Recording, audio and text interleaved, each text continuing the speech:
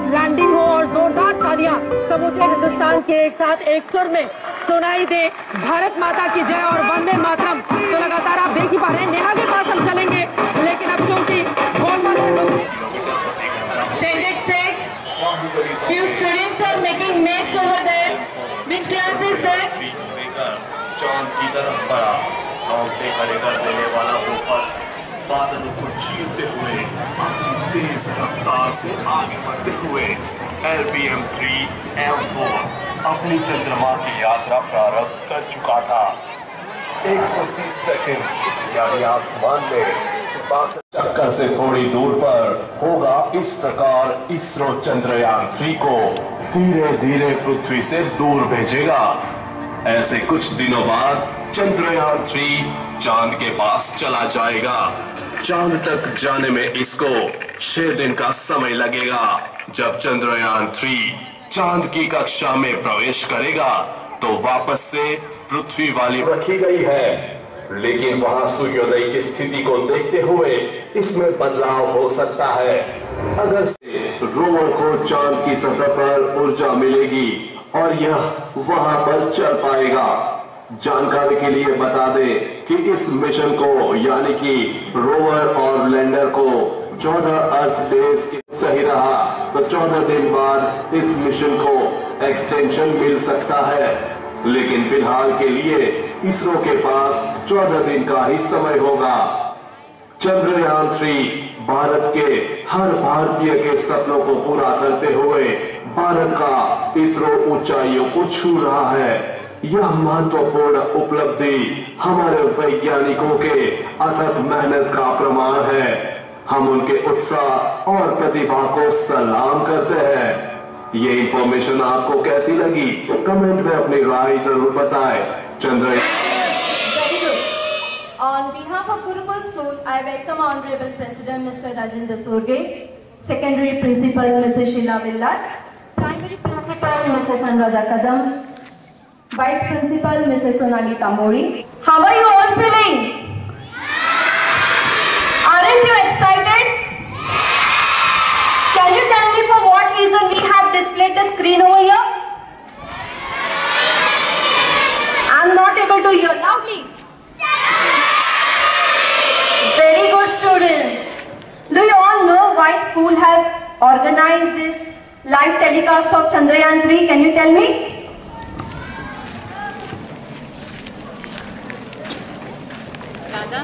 For learning about Chandrayaan 3. Very good. Yes? Anyone else? Can you please come ahead? You would have seen something at home also, isn't it? Yes or no? Yes. You would have enjoyed it, but still school has taken the initiative. Yeah, please. You may speak. To know how Chandrayaan is made. Okay. Very good. Yes? To know about Chandrayaan and to know that India will be the first country to go on South Pole of Moon. Very Absolutely correct. Please clap for him. Everyone has given the correct answer, but the reason is that India is going to create a historical record, that too landing on the South Pole of the Moon.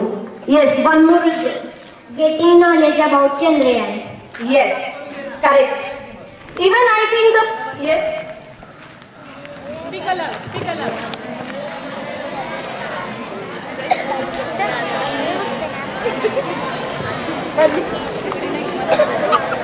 To see the epic moment of Chandrayaan 3 landing on the South Pole of the Moon and becoming the first country to land on it successfully with all the students. Yes, absolutely correct. You all are Gurukul students and intelligent students. Please clap once again. Okay, the another thing is that even the patriotism, the love for our country would be enjoyed by sitting amongst the friends only. That's why the school has taken, and we need to thank our Sorge sir for it. Please give a huge round of applause.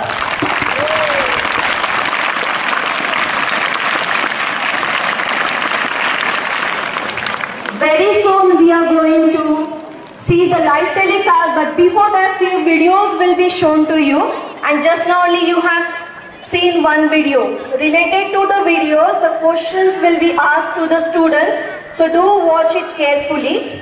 And before beginning with the video, I just want the answer. One question answer is, what is the distance between the Earth and the Moon? Yes, loudly everyone. Speak aloud. 3,84,000. Okay. Anyone else?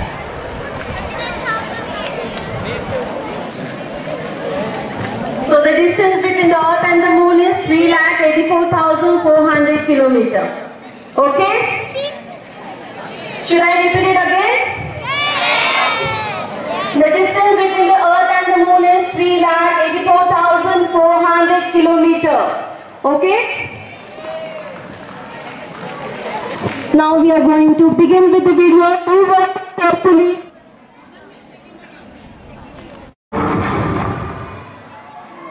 The moon is the largest and brightest celestial object in the night sky.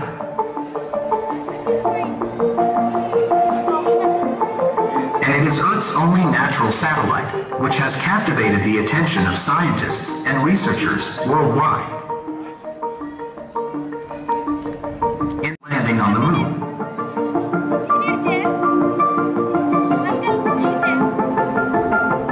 and the deployment of a rover called Pragyan. Chandrayaan 3 is a significant achievement for India's space program and adds to the nation's legacy of space exploration. They failed. It's because they get crashed and they have more speed. Very good, because they were going with a high speed. We could not control their speed. That's correct answer. Clap for him, everybody. And children? Landing with low speed. Okay, so we are going to reduce the speed slowly. Yes, one who want to give the answer can come here running.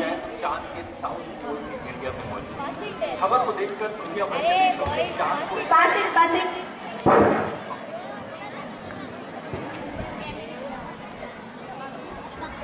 Yes, what are we going to do? We are going to reduce the speed. Huh?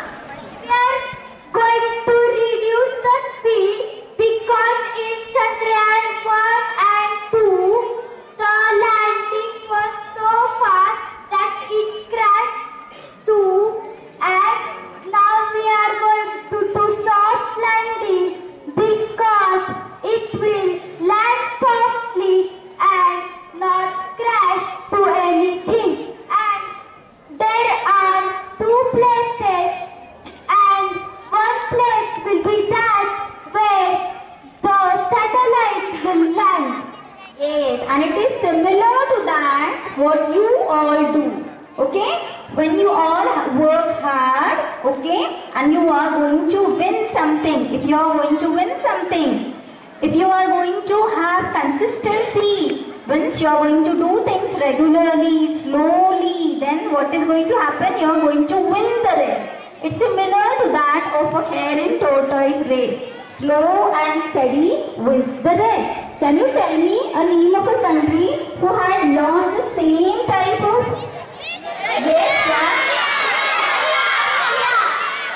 Yes, that's correct. Can you tell me the name of the mission?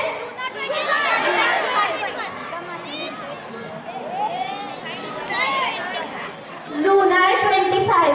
Yes, and what do we learn from it? जल्दबाजी में कोई काम नहीं करना है, बहुत धीरे धीरे से और मेहनत से. Consistency must be there. Then only we are going to win something, and that is what our country is teaching you today, isn't it? Can I tell why Chandrayaan 2 crashed? This is because of three reasons. The coding in Chandrayaan 2 was wrong in all the aspects because the rover is designed to reduce and adjust the speed as it senses and scans it.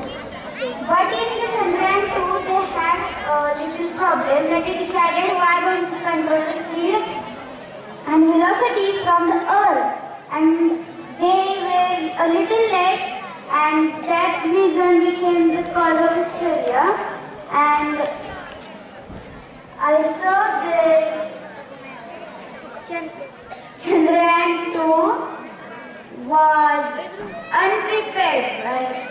There were some faults and other things that caused it to crash, but it would be safe if the scientists discovered it before the launching of it and improved it better.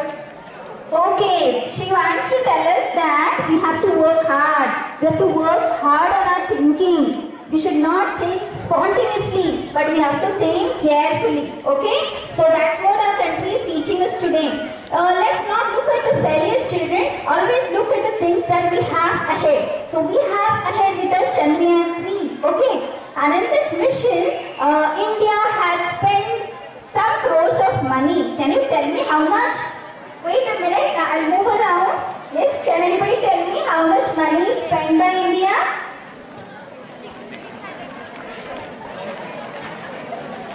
$631 crore. Okay. Is it more or less compared to other countries what they have spent on it?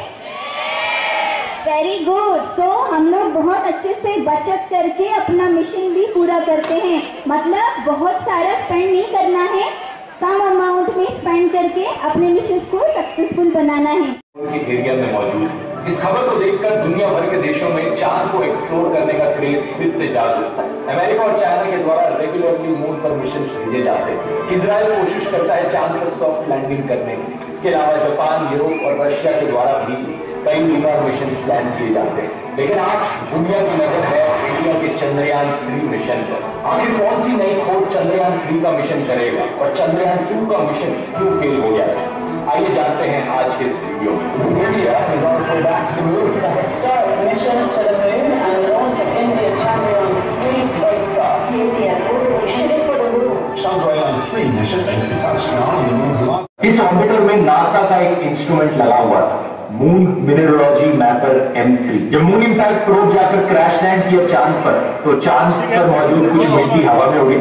उस मिट्टी को, उस lunar soil को analyse किया इस instrument में, और इसी एनालिसिस के बाद कंफर्म हुआ कि चांद की मिट्टी में भी पानी मौजूद है. चौथी कैटेगरी आती है मून मिशंस की, लैंडर मिशंस. यहाँ पर स्पेसक्राफ्ट के एक हिस्से को चांद पर भेजा जाता है सॉफ्ट लैंडिंग करने के लिए. क्रैश नहीं करना, आराम से उतारना है ताकि चांद पर लैंड कर सके कोई हिस्सा स्पेसक्राफ्ट का. जो हिस्सा लैंड करता है उसे यूजुअली लैंडर कहा जाता है. ये करना बहुत बहुत कॉम्प्लिकेटेड चीज है, और जब अमेरिका और सोवियत यूनियन ने पहली बार ट्राई करी ये करने की, तो पहले 15 अटेम्प्ट्स में वो फेल रहे. 15 अटेम्प्ट्स मायने रखता है. साल 1966 में पहला सक्सेसफुल अटेम्प्ट किया जाता है एक बार फिर से सोवियत यूनियन के द्वारा, इनके लूना 9 मिशन के द्वारा. दुनिया की पहली सक्सेसफुल लैंडिंग थी मून पर, और इसी स्पेसक्राफ्ट ने पहली फोटो भी खींची चांद के सरफेस की. ये फोटो कुछ ऐसी दिखती है. ज्यादा हाई क्वालिटी फोटो एक्सपेक्ट मत करो, ये 1966 की बात है. वैसे स्पेस के वीडियोस देखकर दोस्तों, अगर आपको इंटरेस्ट आता है इसी फील्ड में अपना करियर बनाने में, एरोस्पेस और रॉकेट साइंस, लेकिन आप जानते नहीं कि एग्जैक्टली ये कैसे किया जाए, क्या इंडिया में पढ़ाई की जाए या अब्रॉड कोई यूनिवर्सिटी ढूंढी जाए, कौन सी यूनिवर्सिटीज और कॉलेजेस सबसे ज्यादा सूटेबल रहेंगे, उनमें कौन से प्रोग्राम्स आपको इस करियर पाथ पर ले जा सकते हैं, इन सवालों के जवाब के लिए बड़ा ही सिंपल सोल्यूशन है चैट जीपीटी. किसी महंगे करियर काउंसलर के पास जाने की जगह, जो कि अक्सर वैसे भी आपके पेरेंट्स की बातों से बहुत इन्फ्लुएंस रहते हैं, आप चैट जीपीटी को भी अपना करियर काउंसलर बना सकते हो. आप इससे इंडिया की नहीं बल्कि दुनिया भर की यूनिवर्सिटीज को लेकर सवाल पूछ सकते हो, स्कॉलरशिप ढूंढ सकते हो. बाहर पढ़ने जाना है तो क्वालिटी ऑफ लाइफ के बेसिस पर शहरों को ढूंढ सकते हो. ये सब कैसे करना है मैंने डिटेल में एक्सप्लेन किया है मास्टर चैट जीपीटी के स्टूडेंट स्पेशल कोर्स में. जो मेरा फुल चैट जीपीटी कोर्स है उसमें स्टूडेंट का चैप्टर आप स्टूडेंट स्पेशल एडिशन में अलग से खरीद सकते हैं, एक बहुत ही अफोर्डेबल प्राइस. और आप में से पहले चांद की जमीन पर कदम रखते हैं. ये एक ऐसी चीज थी जो अमेरिका ने सोवियत यूनियन से पहले कर दी. 1969 में जब नील आर्मस्ट्रांग ने पहली बार चांद पर कदम रखा. नासा के द्वारा आखिरी ह्यूमन मून मिशन भेजा गया था साल 1972 में, तो तब से लेकर अब तक किसी ने चांद पर कदम नहीं रखा है. और इन टोटल सिर्फ 12 लोगों ने ही चांद की जमीन पर कदम रखा है. ये सारे लोग नासा के थे. एक सवाल आपके मन में यहाँ पर आएगा कि पहला रोवर मिशन पहले ह्यूमन मिशन के बाद किया गया, ऐसे कैसे? ऐसा इसलिए क्योंकि एक ह्यूमन मिशन के लिए एक सॉफ्ट लैंडिंग करानी काफी थी, लेकिन रोवर मिशन के लिए नई टेक्नोलॉजी की जरूरत थी जिससे रोवर को डेवलप किया जा सके, और ये नील आर्मस्ट्रांग के कदम रखने के 1 साल बाद ही हो पाया। चंद्रयान 2 का मिशन यहाँ पर एक रोवर मिशन के तौर पर प्लान किया गया। अगर वो मिशन एज पर प्लान जाता तो विक्रम लैंडर को चांद पर सॉफ्ट लैंडिंग करनी थी और उसके अंदर प्रज्ञान नाम का एक रोवर होता जो चांद पर उतरता, लेकिन अनफॉर्चुनेटली ऐसा हुआ नहीं। लेकिन 6 सितंबर 2019 चंद्रयान 2 का विक्रम लैंडर जब उतर रहा था, सॉफ्ट लैंडिंग की तैयारी कर रहा था, वो अचानक से जाकर क्रैश लैंड कर जाता है। नवंबर 2019 में निकली फेलियर कमेटी रिपोर्ट के मुताबिक ये एक्सीडेंट एक सॉफ्टवेयर ग्लिच की वजह से हुआ था, लेकिन इसरो ने कभी इस रिपोर्ट को पब्लिक नहीं किया और इस चीज को लेकर इसरो को काफी क्रिटिसाइज भी किया गया था, क्योंकि उस पॉइंट ऑफ टाइम तक इसरो बहुत ही हाईली ट्रांसपेरेंट रहा था। सब चीजें पब्लिक की गुंजाइश कम रखने के लिए काफी सारी मॉडिफिकेशंस करी गई। पहले तो जो लैंडिंग एरिया है उसे और बड़ा कर दिया गया है, जहां चंद्रयान 2 के लिए 500 बाय 500 दिया गया है ताकि वो ज्यादा देर तक हवा में रह पाए और सही लैंडिंग साइज ढूंढ पाए। तीसरा, सॉफ्टवेयर अपग्रेड्स किए गए हैं ताकि विक्रम ज्यादा तेजी से घूम पाए अगर जरूरत पड़े तो। और चौथा, इस बार विक्रम को सिर्फ फोटोज पर डिपेंडेंट नहीं होना पड़ेगा लैंडिंग करने के लिए। चंद्रयान 2 का जो मिशन था उसे आधा सक्सेस बताया जाता है। आधा सक्सेस इसलिए क्योंकि चंद्रयान 2 में जो भेजा गया ऑर्बिटर था वो अभी भी काम कर रहा है। इनफैक्ट आज के दिन तक वो चांद के अराउंड गोल गोल घूम के ऑर्बिट कर रहा है। तो चंद्रयान 2 के इस ऑर्बिटर ने जो हाई रेजोल्यूशन इमेजेस ली हैं उन्हें इस नए विक्रम में फीड किया गया है ताकि इसकी लैंडिंग की जगह सही से डिसाइड करी जा सके। और विक्रम लैंडर का जो डिजाइन है चंद्रयान 3 वो मोर और लेस सेम है चंद्रयान 2 से, लेकिन थोड़ी बहुत मॉडिफिकेशंस करी गई है, जैसे कि इसके जो पैर हैं वो और मजबूत बनाए गए हैं और ज्यादा सोलर सेल्स लगाए गए हैं इस पर और सेंसर जो है वो इंप्रूव किए गए हैं। चंद्रयान 2 की तो है, चंद्रयान 3 का भी मिशन ऑब्जेक्टिव वही है, चांद के साउथ पोल पर लैंड करना और एक रोवर उतारना। अब जो लैंडिंग की साइट है वो 70 डिग्री साउथ है, जहां पर कई सारे क्रेटर्स मौजूद हैं जो हमेशा शेड में रहते हैं, वहां पर कभी कोई धूप नहीं पड़ती और इसलिए टेम्परेचर नीचे जा सकता है। तो इतनी ठंड में कोई इंस्ट्रूमेंट्स काम नहीं करें। इसलिए हमारे इसरो के चीफ ने भी कहा है कि हम चाहते हैं कि इसकी लैंडिंग तब हो जब चांद पर सूरज निकल रहा हो, तब से लेकर हमें फिर 14 से 15 दिन का समय मिलेगा काम करने में। और अगर लैंडिंग 23-24 अगस्त के राउंड नहीं हो पाई तो हम एक और महीना वेट करेंगे और इसे सितंबर में लैंड करवाएंगे। इंस्ट्रूमेंट्स की बात करी जाए तो विक्रम लैंडर का वजन है करीब 1750 किलो और रोवर का वजन है करीब 26 किलो। रोवर का नाम फिर से प्रज्ञान ही रखा गया है। टोटल में 3 मॉड्यूल्स लगे हैं चंद्रयान 3 में, एक लैंडर मॉड्यूल, एक रोवर मॉड्यूल और एक प्रोपल्शन मॉड्यूल। लैंडर और रोवर का मकसद तो आप जानते हैं। प्रोपल्शन मॉड्यूल का यहाँ पर मकसद है चंद्रयान को धरती के ऑर्बिट से बाहर निकालना और चांद की तरफ भेजना। इस प्रोपल्शन मॉड्यूल की मदद से ही ये लैंडर और रोवर पहले चांद के ऑर्बिट में आएंगे और जब ये 100 किलोमीटर के रेडियस में आ गए तब उन्हें लैंडिंग के लिए उतारा जाएगा। इस मिशन में कोई ऑर्बिटर मॉड्यूल नहीं है क्योंकि चंद्रयान 2 का ऑर्बिटर अभी भी काम कर रहा है और उसे ही दोबारा से यूज किया जाएगा, लेकिन सेकंड हो जाएगा। We have continuous flow of lander telemetry data from ISRO's Deep Space Network IDSN-32 located in Bellalu, Bengaluru. The data is being acquired real time by station and is flown to the Mission Operation Complex through our communication links. In addition to it, we also have support from ESA and JPL DSN stations. There will be no ground intervention once the ALS takes charge. The preparation for today's event has started 48 hours before, wherein various pre-selections and uplinking has begun, and the lander module is propelling towards the moon's surface along the intended trajectory.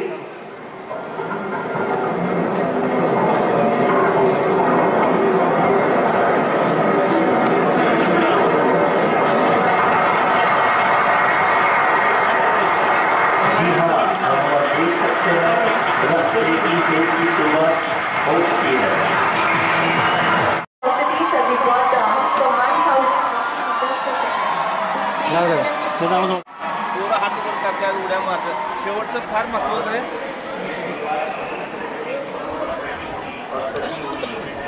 31 kilometers.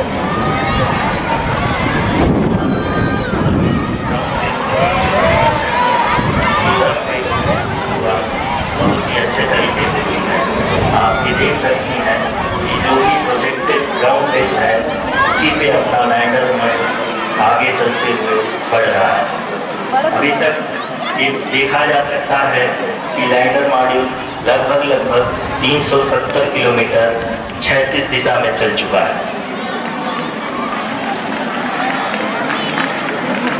The mission operations team नहीं की जा रही है। इस दौरान आपकी screen पे ये सारे डेटा इसरो के डीप स्पेस नेटवर्क से रियल टाइम में आ रहा है। इस मिशन में सेकेंड और थर्ड ऑर्डर गाइडेंस पॉलिनोमियल का प्रयोग हुआ है, जो कि इनर्शियल थ्रस्ट और एंगल के हमेशा सुनिश्चित करेगा। During the duration of nearly 10 seconds, the lander will be oriented such that both the altimeters. जी हाँ, अगर हम ध्यान से देखें तो लगभग 8 मिनट की यात्रा के बाद लैंडर अपनी हॉरिजॉन्टल वेलोसिटी को लगातार कम करते हुए अपनी ऊंचाई, अभी की ऊंचाई के समय 24 किलोमीटर की ऊंचाई प्राप्त कर चुका है।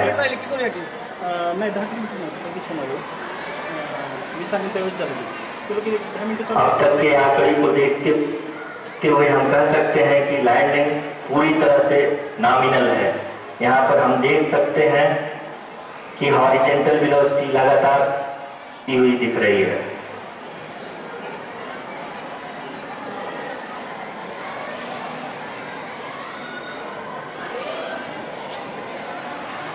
The altitude of lander from ground is currently 12 kilometer. Is currently 22 kilometer, which is again going to be coming down, and that is expected. For the viewers who have joined now, where we will be expecting sensor update from the laser and car band altimeters. अभी आप अपनी screen पे देख सकती हैं कि जो current altitude है चंद्रमा के सतह से लगभग 10 किलोमीटर के आसपास है। आप ये देख सकते हैं एल्टीट्यूड होल्ड फेज भी बहुत ही आसानी से लैंडर फेज ने पार कर लिया है और फाइन ब्रेकिंग की शुरुआत हो चुकी है।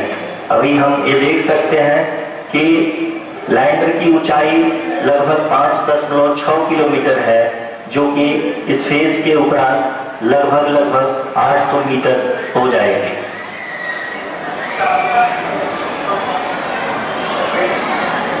We can hear from the mission operations team that the sensors are performing nominally, and we are currently in the midst of the fine braking phase, which is going to continue for 3 minutes, and the altitude is going to be reduced to nearly 800 meters at the end of this phase.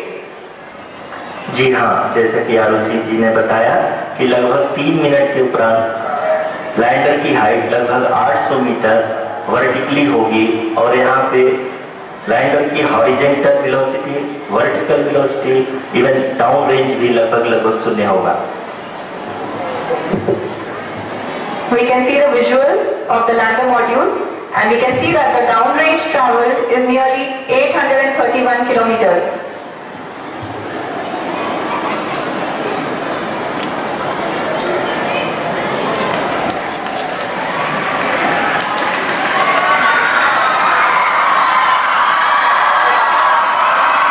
जी हाँ, आप अपनी screen पे देख सकते हैं कि lander की ऊंचाई अब चंद्रमा की सतह से लगभग 3 किलोमीटर से कम हो चुकी है। यहाँ आप देख सकते हैं कि लैंडर की ऊंचाई लगभग 1 किलोमीटर के आसपास है। सारे जहां से अच्छा,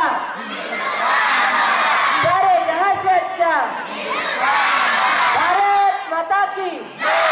We are nearing the final phase of the power descent, which is going to be the vertical.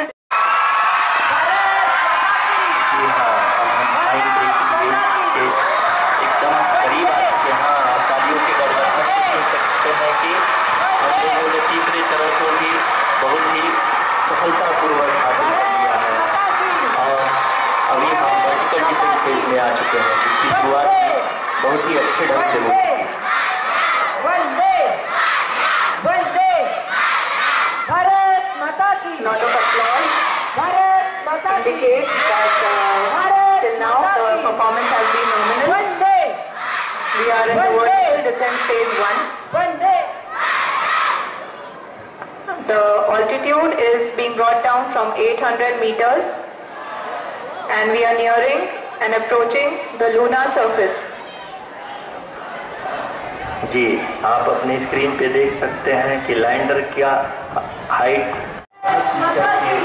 ऊंचाई से पहुंचने के बाद लैंडर अगेन लगभग 20 से 22 सेकंड के लिए बोर्डिंग करेगा। We are above the landing site.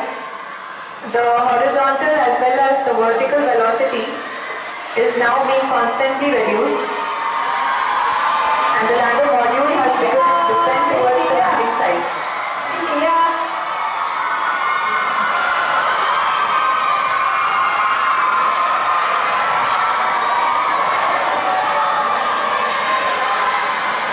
जी हाँ, अपने स्क्रीन पे देख सकते हैं कि जो पथ निर्धारित किया गया है लैंडर पूरी तरह से उसी को ही फॉलो कर रहा है।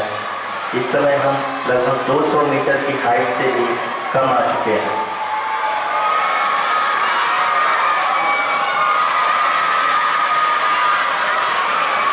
अब हम ये देख सकते हैं कि हम लगभग 150 जी हाँ, तालियों की गड़गड़ाहट को सुन सकते हैं जो कि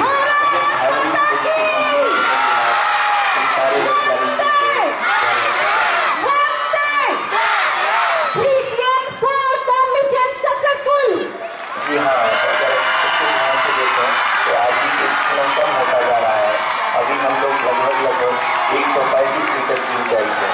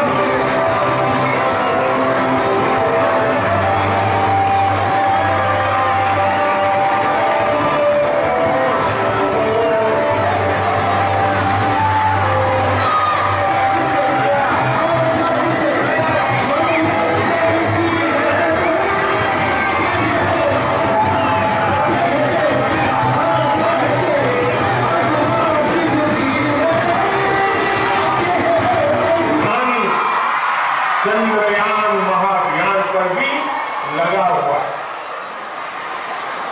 नया इतिहास बनते ही हर भारतीय जश्न में डूब गया। हर जन में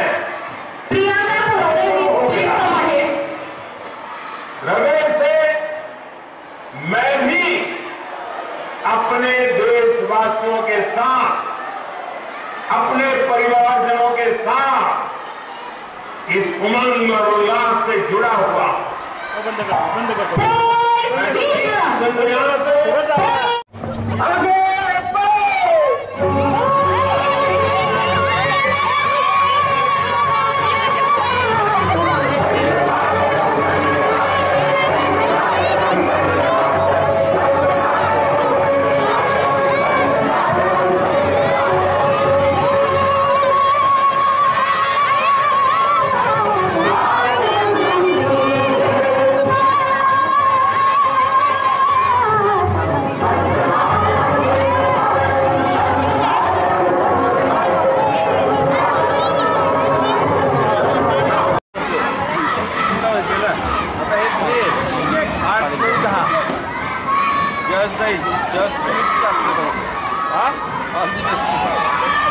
उपक्रम केला गुरुकुल स्कूलने, त्याच्यामुळे मुलांच्या चर्चेत राहिलं चंद्रयान आणि आयुष्यातली त्यांचे एक अविस्मरणीय क्षण निश्चित गुरुकुलमुळे आज मुलांच्या आयुष्यात आला। Thank you so much. गुरुकुल स्कूलनी छान मुलांना एक चंद्रयान 3बद्दल इतकी माहिती दिली आणि सुंदर उपक्रम केला. त्यामुळे मुलांना खूप जोश होता की काय आहे, तिथं जाऊन काय करायचं आहे, कशा जातो. त्यामुळे मुलांच्यात जी उत्सुकता निर्माण झालेली आहे ती खूप छान आहे आणि मुलं आता ह्याच्यापुढे चांगलं शिकतील. त्याबाबतीत फारच सुंदर उपक्रम. आज जे मुलांमध्ये जी एनर्जी होती, जे आज त्यांना जे प्राऊड मोमेंट ट्रुली त्यांनी आज एक्सपिरियन्स केला, फारच सुंदर होता, खूपच सुंदर. गुरुकुल नेहमीच काहीतरी वेगळं करत असतं, तसंच आज पण केलं त्यांनी. खूप छान वाटतं. Gurukul School, our chairman Sir Rajendra Sorge is a man of vision, and every time he thinks something different. Today we could see the joy for the country and the patriotism in the whole of our children. We are proud to be Gurukul today, and our country has progressed so much. We are on the moon today. We are happy to be on the moon. Thank you everyone. First of all, on behalf of Gurukul School, I would like to thank our Honorable President Sir Mr. Rajendra Sorge for organizing the live telecast of Chandrayaan 3. India has made a historical record for the first time for landing on the South Pole with the moon. It's very fantastic movement actually to motivate the school-going kids. And school-going kids, if will be getting motivated along with this whole scientific events, the historic event that India is doing, they will be at least trying to do their best to achieve all the Nobel prizes, I should say, and the different achievement in the research field. If they will be doing, that will be better, and that vision our President Sir is having, and because of that, the keeping the vision in the mind, this program is arranged for all the students, standard 1 to 10. All the students have enjoyed this historical movement. Thank you. Thank you बोलू की आम्हाला हे experience दिलं आणि आम्हाला फ्युचरसाठी motivate केलं. आणि आम्हाला space scientist बनण्यात खूप इच्छा आहे आमची. आणि आम्ही चंद्रयान 8, 9, 10 आम्ही नक्की असू हे आम्ही प्रॉमिस करतो सरांना. आणि सरांना खूप thank you to Rajendra Chorge sir. आणि त्यांच्यामुळे आज आम्हाला खूप काही शिकायला मिळालं. आणि असंच आम्हाला नवीन एक्सपिरियन्स घ्यायचे. पहिलं तर थँक्यू चोरगे सरांना की आम्हाला हे सगळं लाईव्ह बघता आलं. आणि त्याच्यानंतर आज एक इंडियन सिटीजन म्हणून खूप प्राऊड वाटतं आहे. आणि सेकंडली गुरुकुल स्कूलचे स्टुडंट्स आहे आम्ही, ह्याच्याबद्दल पण प्राऊड वाटतं आहे. थँक्यू. थर्ड चंद्रयान झालं टेक ऑफ सॉफ्टली. भारताने चंद्रावर सोडलेलं चांद्रयान 3 आज सॉफ्ट लँडिंग झालेलं आहे. हे सर्व गुरुकुलच्या मुलांना एकत्र बघायला मिळावं म्हणून आज शाळेची वेळसुद्धा बदलली होती. सकाळची वेळ दुपारी केली होती आणि संध्याकाळी 6च्या दरम्यान मोठा स्क्रीन आणून ग्राउंडवर सर्व विद्यार्थ्यांना एकत्रित चंद्रयानची माहिती देण्यात आली. त्याचप्रमाणे पूर्णपणे लाईव्ह प्रक्षेपण मुलांना दाखवलं. आणि आमच्या यात जबाबदारीनं प्रिन्सिपल मॅडमनी जबाबदारीनं काम केलं, त्याबद्दल त्यांना मी धन्यवाद देतो. आणि मुलं पण फार खुश आहेत. आणि याच निमित्तानं आपल्या भारताची पण झेंडा आणखीन वर उंचावलेला आहे आणि आज चंद्रावर झेंडा रोवला गेला. याबद्दल मी पूर्ण भारताला शुभेच्छा. कधी चंद्रयान लँड होतोय आणि मिशन जेव्हा सक्सेसफुल झालं तेव्हा we were so happy. Yes. आम्ही कालपासून एक्सायटेड होतो. मिसने मला सांगितलं की उद्या आपण असं बघणार आहोत म्हणून आम्ही कालपासून एक्सायटेड होतो. कधी आम्ही शाळेत कधी बघतो. हां. आणि आता कधी असं उद्याचा दिवस येतोय असं खूप एक्सायटेड होतो.